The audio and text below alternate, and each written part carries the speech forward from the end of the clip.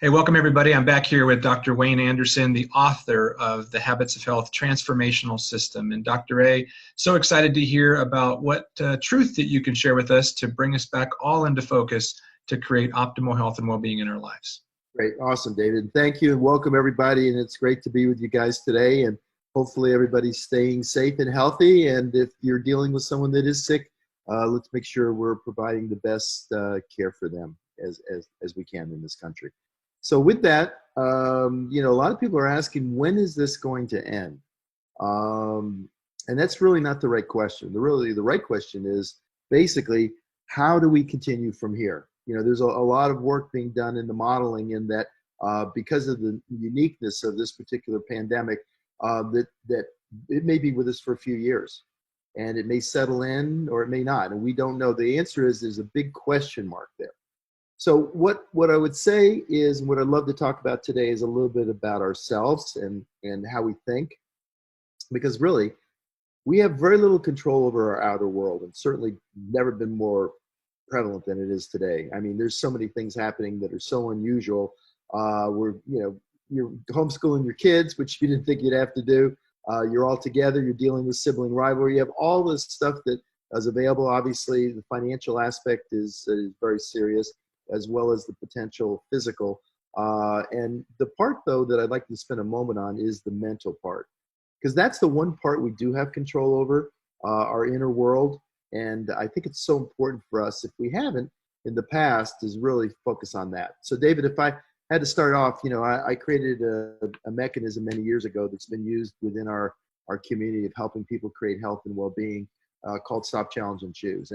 And really what it is that 50% of what we do throughout the day is unconscious. So we've learned an automated way to live our life. And all you have to do is look at how you drive your car.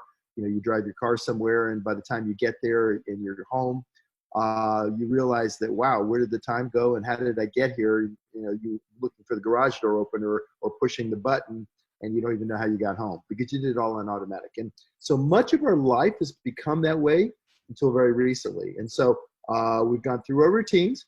Some of those serve us well. Some of them help us move forward on the trajectory towards better health and well-being. But for most, that isn't so. Less than 5% of people are optimally healthy, which means optimal in terms of their physical and their mental health, are in position to be able to live long, healthy lives. And so that's not a very big number. And so for a bunch of us say we're doing fine, we're asked, are we doing okay? Yeah, we're doing fine. And all of a sudden, something like this comes along, and all of a sudden we realize we're not doing so fine. We built all these automatic behaviors, so we kind of sleepwalk through our day. We wait until Friday. We have we call the days of the week, right? We have Monday. I think more people die of a heart attack 10 o'clock Monday morning because they go, oh my gosh, I'm back at my job. Wednesday we have hump day, and then Friday we even have restaurants where you can go eat all the unhealthy food you want, called Fridays. And thank God it's Fridays. And so that mechanism is such, and then the weekend comes and we spend the first part of the weekend, catching up and getting all our housework done and our wash and stuff. And then on Sunday, we go to our, potentially to our place of faith.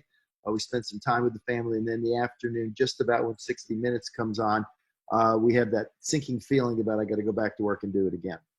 So, that routine, we kind of buffer that. And so we think we're okay. And yet we deal with all the psychological stuff of that mind that's incessantly beating ourselves up.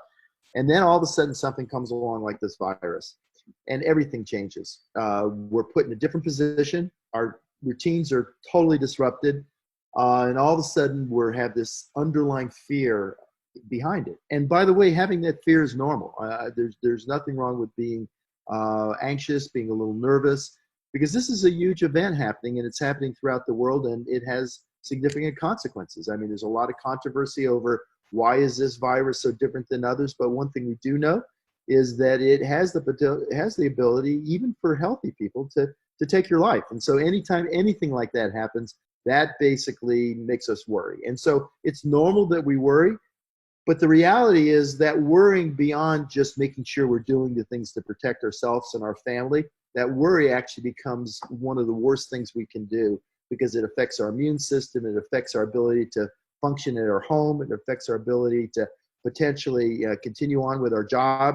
And if we're out of work, it puts us in a situation where, it makes it harder for us to think about what can I do now, as a gig or something, or a side hustle in order to get by. So all that is interrelated. So what I want to do today is just spend like 5 minutes, and maybe David, we could just go through this. You could ask me some questions on it. But the reality is this: we know that our thoughts are not us. Our feelings are not us. They are simply ideas and things that go through our mind that come and go. What we actually are is an individual that has the potential to think at a higher level and make decisions that are in our best interest. But if we're emotionally overwhelmed, if our feelings are sitting there and we're dwelling, we have this huge uneasy feeling that sits there and dominates our day, it doesn't allow us to think logically. It makes us make poor decisions, and it puts us in position to many times do displacement things like eat the wrong food. I guarantee if we did statistically and looked at this time at home, people are gaining weight, they're psychologically stressed, they're probably not as active as they want to be, they're not going to the gym, and so they're sitting around watching TV and feeling like they've been victimized. And that is helping no one in no uncertain way. And so the whole idea of the Habits Health Transformational System is about raising our hand and taking responsibility for our health, for our well-being, and certainly for how we think about the days. So what I would suggest is just take some time during the day. First of all, make sure you understand what's going on. We want the facts. You need to have the facts as they are and know that reality, and know as things change. Like we've gone from a few weeks ago, they weren't recommending masks, to now they want you to wear a mask when you go out.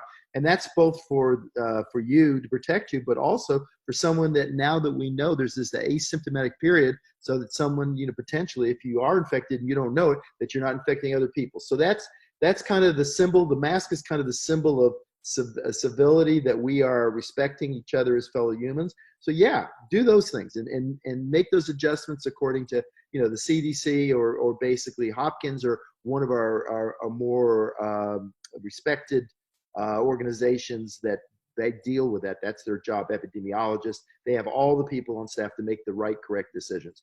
But beyond that, knowing in the big what's next, we don't know that yet. And so that uncertainty brings that fear, and it can sit there and just ruminate inside of you, and that's of no help at all. So what I suggest is, whether it's the morning or the evening, get up, find out what's going on today, make the decisions, make the adjustments. Like, we went from a couple of weeks ago, we were going out shopping, and now we're specifically ordering. We're ordering and having it brought to us, so we're minimizing contact. We're fully isolated, doing what we're supposed to be doing, staying at home. And yet at the same time, every night we sit together and we have fun. We're playing games, and we're basically just, not doing a lot of anything, just really getting, I am so grateful to be here with my kids. I have both my kids with me and a couple of their friends, and it's been great to have them during this period. Otherwise I wouldn't have that. So it's also having that appreciation and gratitude that if you are healthy, or if you are dealing with this in all the ways you can, that you're actually realizing that most of the time you can actually take that and by not being emotional about it, you can actually deal with it and function at a high level. And by the way, when we take back control, when the locus of control, when we're the victim and the locus of control is outside of us, we then become powerless and we have very little control. So the whole idea is to first take back control.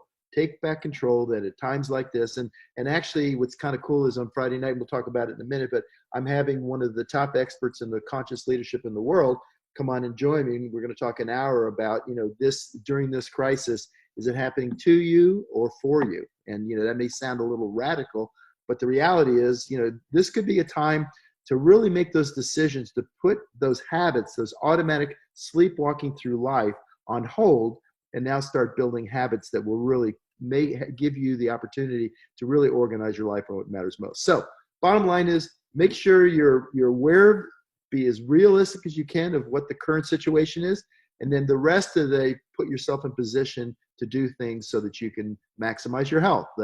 We talk about it every time, David. The 6 macro habits are designed to move you through and put you in position to manage your weight, to eat healthy and hydrate yourself, to put yourself in position to move every day, and then potentially to exercise and work on weight resistance training and interval training, helping you sleep well and manage your energy during the day, especially at a time like this, managing your mind, which we've talked a lot about, and also your environment. So if we look at our surroundings, all those things, we can make choices that put us in better position, not only to help us now, but also to set the stage for helping us for sustainability for the rest of your life.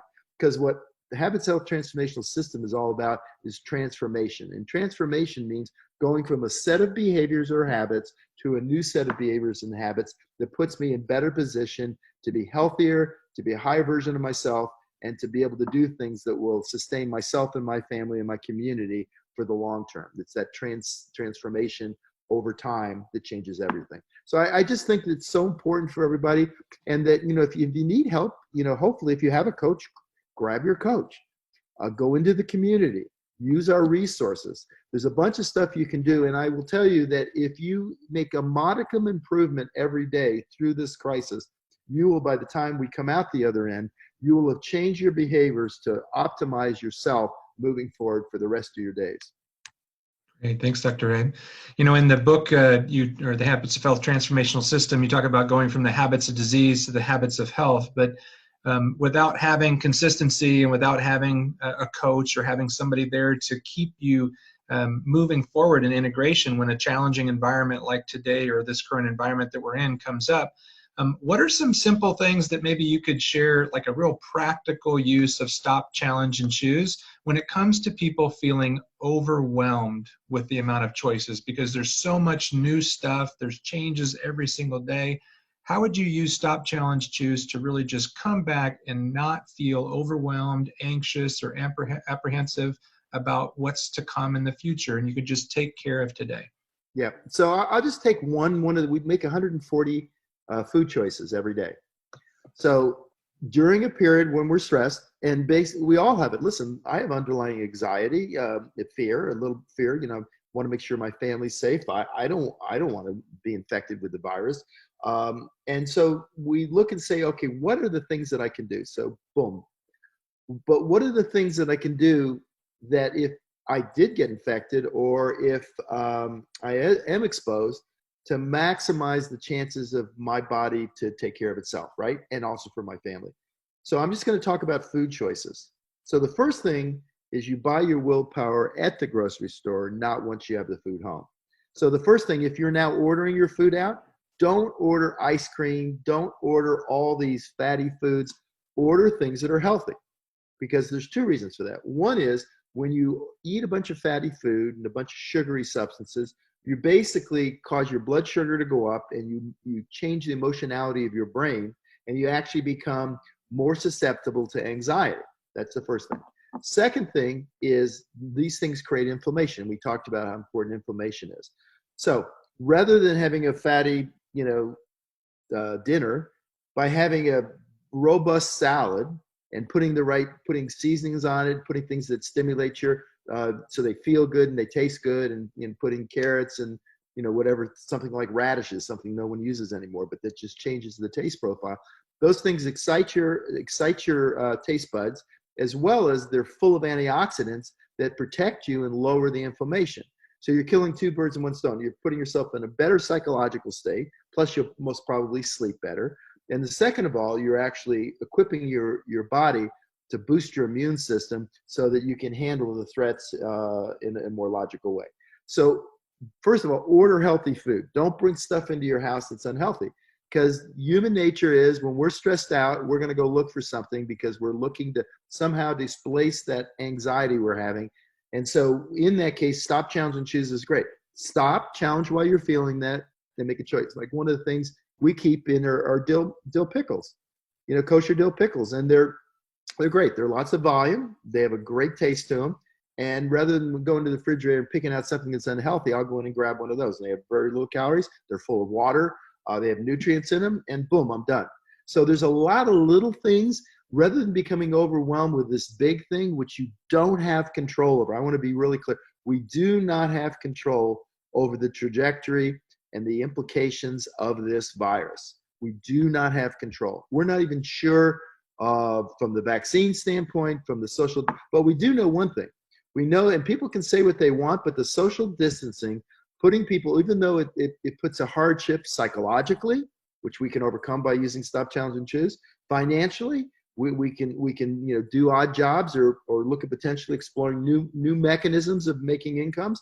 And the third thing is it gives us the opportunity to actually make the choices because we have more time, so we make good choices. So when people go on vacation, it's when they start deciding they're going to do all these new changes in their life. Well, we're going to be in this for an extended period of time. So why not now, rather than let yourself just reactively fly off the handle, letting your mind do whatever it wants, why don't we actually start working on stop, why am I feeling that way, challenging that, and then deciding, you know what, the outcome I want is not to gain another pound when I get on the scale tomorrow. I actually want to get healthier, and I also want to protect myself. So all these things are cause and effect, and we can approach it in little baby steps. So just in that particular one, David, which I think is one of the most important, if we can choose to bring stuff in our house, we're not going to go out to the store. We're more likely not to go out to the store now than ever.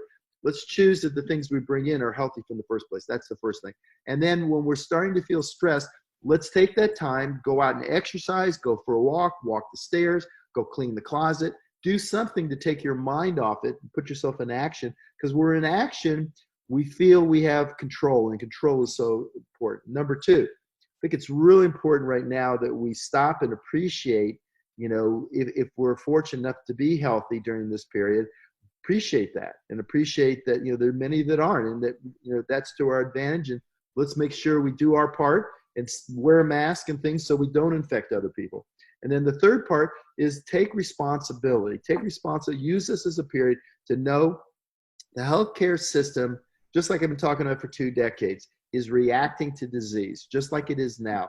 And it's never been more obvious than now that reacting to this pandemic is not going to have a meaningful change in anything. In fact, what we're doing is we're just trying to keep the threshold of very sick people down so we don't overwhelm the delivery system. But the system is not designed to take care of something like this. We individually, it's a great opportunity to say, you know what? I am in charge of my life. Life is happening by me, not to me. And now I'm going to make the changes, and I'm going to help my family make those changes so we do the things necessary. So I think it's a great opportunity to start on that. And you're not going to be great at it at first. Bottom line, you're going to be scared. I'm nervous about it. It's the way we're designed.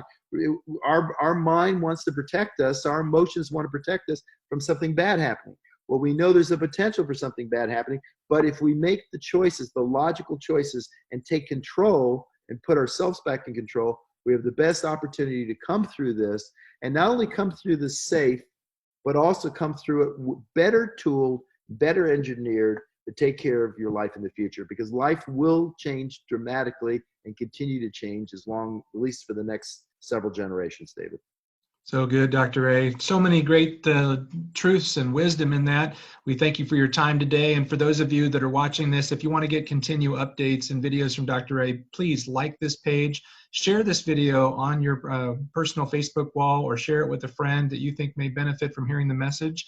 And reach out to the person that shared this video with you if you'd like to get the login information for Dr. Anderson's event with Jim Dethmer, the author of the 15 Commitments of Conscious Leaders.